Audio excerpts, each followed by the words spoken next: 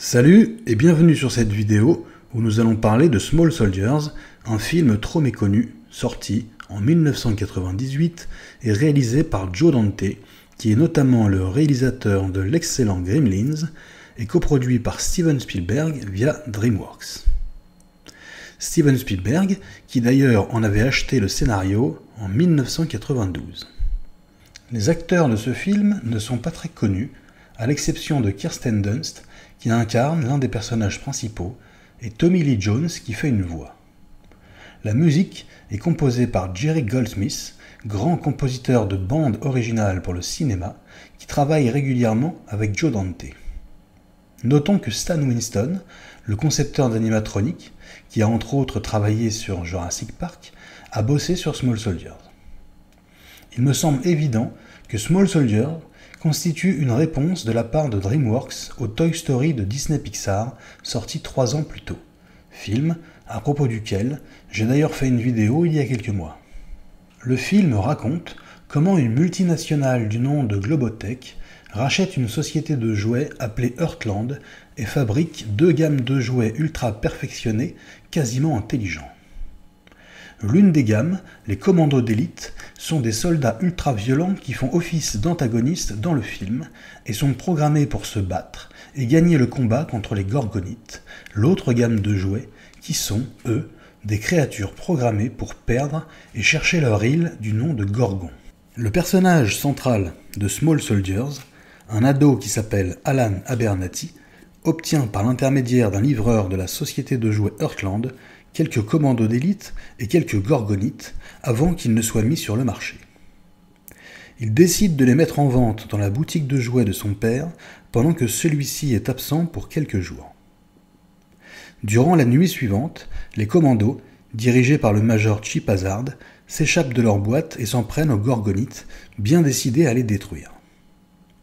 Dans le combat, qui se passe hors champ, l'un des gorgonites est démembré et les autres parviennent à prendre la fuite tandis que le magasin est mis à sac. Ce qui n'arrête pas la folie meurtrière des commandos d'élite qui se donnent pour mission de retrouver leurs ennemis et de les éradiquer. Le reste du film nous racontera cette traque et la résistance des gorgonites qui, alliés à Alan et sa voisine Christie, tenteront simplement de ne pas mourir. Comme à son habitude, Joe Dante fait énormément de références à d'autres films, aussi bien aux siens qu'à ceux d'autres réalisateurs.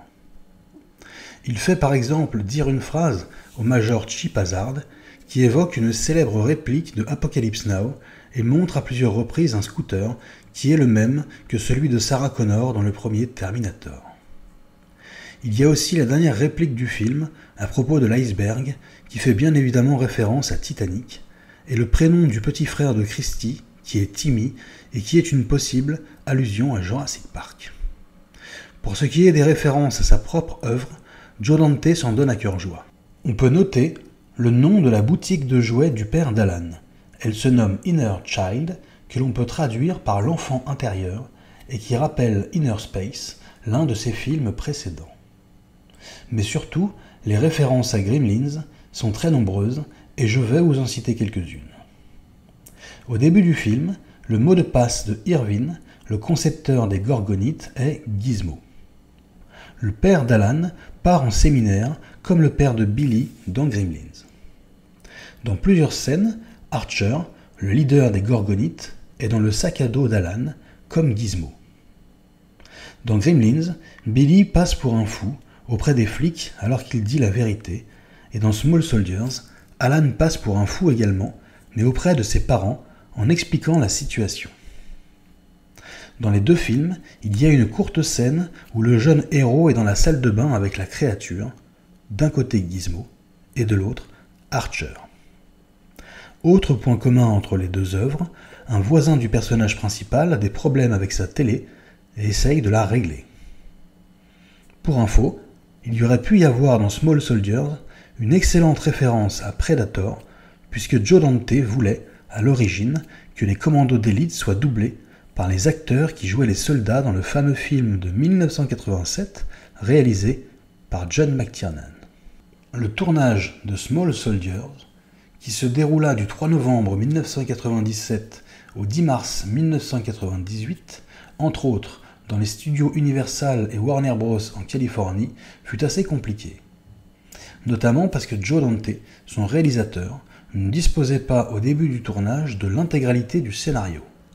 En effet, certains passages du script ne lui furent communiqués qu'au jour le jour, ce qui impliqua beaucoup d'improvisation de la part de toute l'équipe, dont faisaient par ailleurs partie des membres de ILM, célèbre société d'effets spéciaux fondée par George Lucas. Notons que le film est dédié à Phil Hartman, qui y interprète le père de Christy, le personnage de Kirsten Dunst, puisque cet acteur fut malheureusement assassiné par sa femme suite à une dispute le 28 mai 1998. Small Soldiers fut adapté 3 fois en jeu vidéo. Les 3 titres sortirent la même année que le film, soit en 1998, sur PlayStation, PC et Game Boy. Des jouets, produits par Kenner Products, qui était alors une filiale de Hasbro, furent également commercialisés, allant des action figures des Gorgonites et du Commando d'élite, tels qu'on les voit dans le film, à des véhicules absents de celui-ci, en passant par des figurines parlantes de 30 cm. Je fais cette vidéo, bien évidemment, pour vous conseiller de regarder Small Soldiers, qui est selon moi un film à la fois divertissant, drôle et même parfois intelligent, même s'il contient quelques facilités d'écriture. Mais aussi pour contribuer à le réhabiliter. Bien que le film ait plutôt bien marché au box-office, dans le sens où il a été rentable, à sa sortie, il n'a pas plu aux critiques, qui globalement ne savaient pas comment se positionner par rapport à lui, ne sachant pas vraiment s'il s'agissait d'un film pour enfants ou pour adultes. La réponse à cette question est simple, ni l'un ni l'autre, puisqu'il était déconseillé au moins de 13 ans lors de sa sortie en salle. Certains critiques, en effet, lui reprochaient sa violence, des références que les gamins ne pourraient pas comprendre, ou un sous-texte antimilitariste maladroit. Mes recherches m'ont fait comprendre qu'encore aujourd'hui, Small Soldiers souffre d'une réputation moyenne, voire assez mauvaise, dans certains cercles. Certains l'aiment et le défendent, bien sûr, mais selon moi, pas suffisamment. C'est pourquoi cette vidéo existe. Voilà ce que je voulais vous dire sur ce film. Je pourrais continuer encore longtemps, mais je ne veux rien spoiler de majeur, afin que si vous le voyez, vous preniez autant de plaisir que moi quand je l'ai découvert il y a maintenant fort longtemps. Si vous l'avez déjà vu, n'hésitez pas à me dire ce que vous en avez pensé dans les commentaires. Cette vidéo est maintenant terminée. Si elle vous a plu et si elle vous a appris quelque chose, n'hésitez pas à vous abonner, liker, partager, commenter. Je vous remercie de l'avoir regardé et vous souhaite une bonne journée ou une bonne soirée et vous dis à la prochaine.